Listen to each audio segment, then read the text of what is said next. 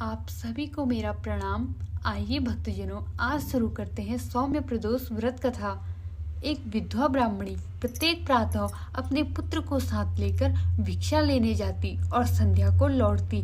भिक्षा में जो भी मिलता उससे अपना कार्य चलाती और शिव जी का प्रदोष व्रत भी करती थी।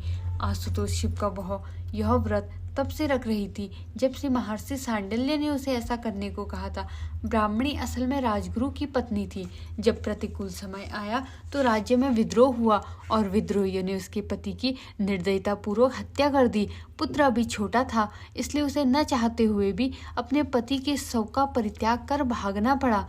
अपने पुत्र को लेकर वह इधर उधर भटकने लगी और उन दिनों की प्रतीक्षा करने लगी जब उसका और उसके पुत्र का भाग्य बदलेगा। तभी एक दिन मार्ग में उसे महर्षि सांडिल्य मिले।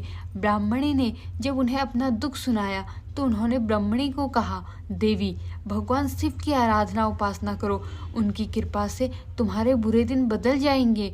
ब्राह्मणी तब से ही प्रदोष व्रत कर रही थी, शिव जी की कृपा की प्रतीक्षा कर रही थी।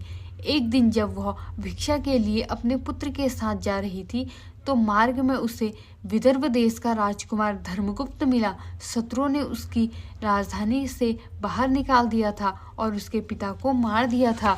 वह किसी तरह अपनी जान बचाकर भाग आया था और जगह जगह मारा फिर रहा था। ब्राह्मणी उसे अपने साथ लेकर आई और अपने पुत्र के साथ उसका पालन पोषण करने लगी। पुत्र के साथ उसका पालन पोषण करने लगी। दोनों मित्रवत रहते थे। एक दिन दोनों मित्र वन में गए जहाँ राजकुमार एक गंधर्व कन्या पर मोहित हो गया।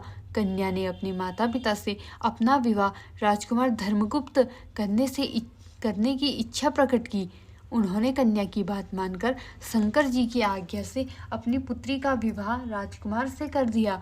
बाद में राजकुमार ने गंधर्वराज की सेना की सहायता से विदर्भ देश पर अधिकार कर लिया और ब्राह्मणी के पुत्र को अपना मंत्री बना लिया। यथार्थ में यह सब उस ब्राह्मणी के प्रदोष व्रत के करने का फल था। बस उसी समय से यह प्रदोष व्रत संसार में प्रतिष्ठित हुआ। बोलिए शिव शंकर महाराज की जय।